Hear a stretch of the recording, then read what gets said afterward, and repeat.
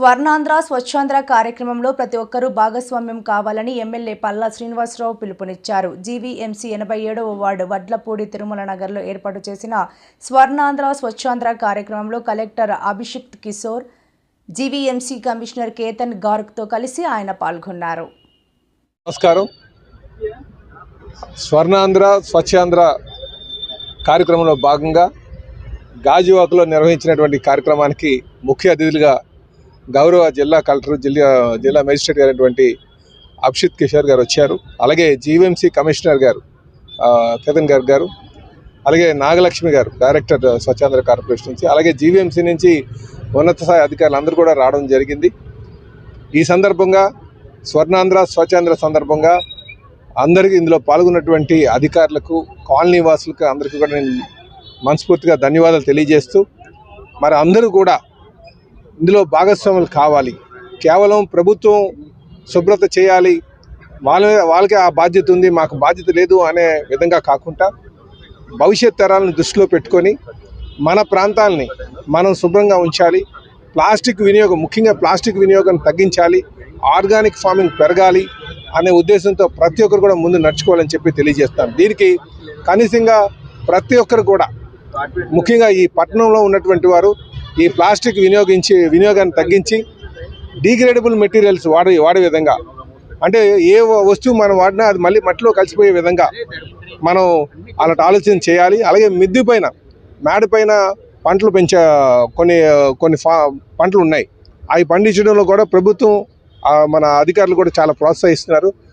మిద్దె పైన పంటలు, వాటికి ప్లాస్టిక్ వినియోగం, అలాగే కాలనీలో మన వర్షపు నీరుని ఏ విధంగా వినియోగించాలన్న దాని మీద ప్రతి ఒక్కరు కూడా ముందు. ఇప్పుడు మా ప్రాంతంలో నమస్కారం. ఈరోజు మనకి 87 వార్డులో గణేష్ నగర్లో ఈ స్వచ్ఛాంధ్ర స్వర్ణాంధ్ర ప్రోగ్రామ్ పెట్టడం జరిగింది. ఆపరేషన్ క్లీన్ స్వీప్ భాగంగా లాస్ట్ 1 మంత్లో చేసిన అన్ని యాక్టివిటీస్ కూడా ఈరోజు ఫైనల్ చేస్తున్నాము. నేషనల్ హైవే పక్కన ఈ స్పాట్ సెలెక్ట్ చేయడం జరిగింది. ఎందుకంటే ఈ స్పాట్లో చాలా చేంజెస్ రావాలి అని చెప్పి మళ్ళీ ప్రయత్నాలు చేసుకొని, శానిటేషన్ పరంగా, ఇంజనీరింగ్ పరంగా ప్రయత్నాలు చేసుకొని ఎంతవరకు చేంజెస్ తీసుకురాగలుగుతామని చూపించడానికి స్పాట్ సెలెక్ట్ చేయడం జరిగింది. ఈ వార్డులో ప్రత్యేకంగా దాదాపు 25 కోటి 30 కోటి వరకు వర్క్స్ కూడా లాస్ట్ 1.5 ఇయర్లో జీవీఎంసీ ద్వారా శాంక్షన్ చేయడం జరిగింది.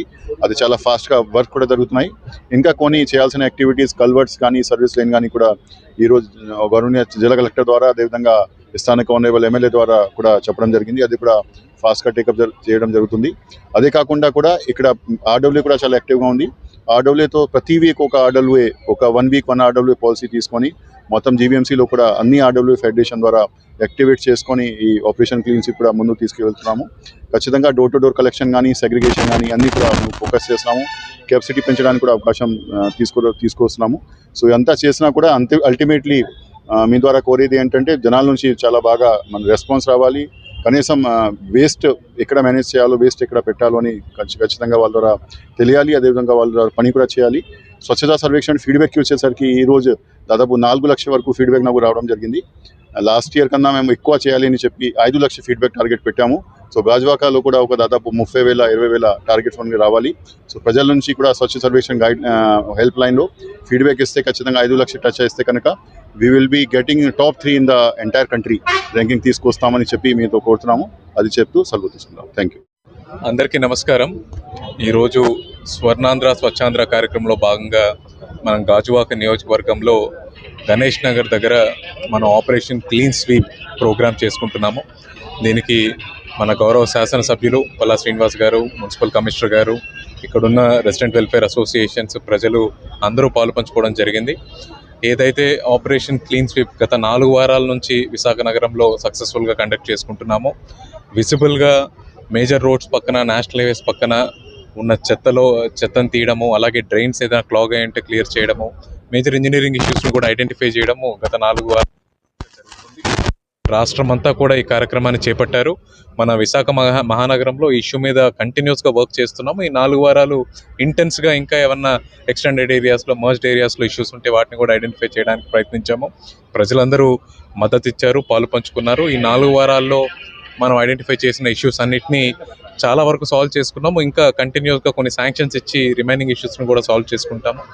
ఈరోజు ఇక్కడ విజిబుల్గా ఒక మేజర్ గడ్డ ఉంది మనకు, అక్కడ NH కూడా పక్కనే ఉంది కాబట్టి ఇది కంప్లీట్గా క్లీన్ చేసి డ్రైనేజెస్ అన్నిటిని కూడా క్లియర్ చేసి సిల్టేషన్ అంతా క్లియర్ చేసి విజిబుల్గా డిఫరెన్స్ తీసుకురావడానికి జిల్లా యంత్రాంగం తరపున కార్పొరేషన్ తరపున ప్రయత్నిస్తున్నాము.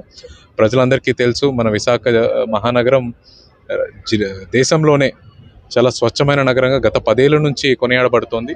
ఈసారి కూడా స్వచ్ఛ సర్వేక్షణ్ కార్యక్రమం మొదలైంది, ఎవాల్యుయేషన్ అంతా జరుగుతోంది. మరొకసారి మీకు ఫీడ్బ్యాక్ అడిగినప్పుడు ప్రజలందరూ తమ యొక్క పాజిటివ్ ఫీడ్బ్యాక్ని ఇచ్చి మన నగరాన్ని దేశంలోనే మొదటి స్థానంలో నిలపాలని మీ అందరి తరపున ప్రజలను కూడా కోరుకుంటున్నాను. కార్పొరేషన్ తరపున, జిల్లా యంత్రాంగం తరపున, ప్రభుత్వం తరపున కంటిన్యూస్గా స్వచ్ఛత మీద మనం పనిచేయడం జరుగుతుంది. ఎటువంటి ఇబ్బందులు ప్రజలకున్న వాటిని తెలుసుకోవడం, వాటిని నిరంతరాయంగా వాటిని తీర్చడానికి ప్రయత్నించడం అనేది కంటిన్యూస్గా జరుగుతూ ఉంటుంది. ఈరోజు ఇక్కడ విచ్చేసిన మీ అందరికీ ధన్యవాదాలు.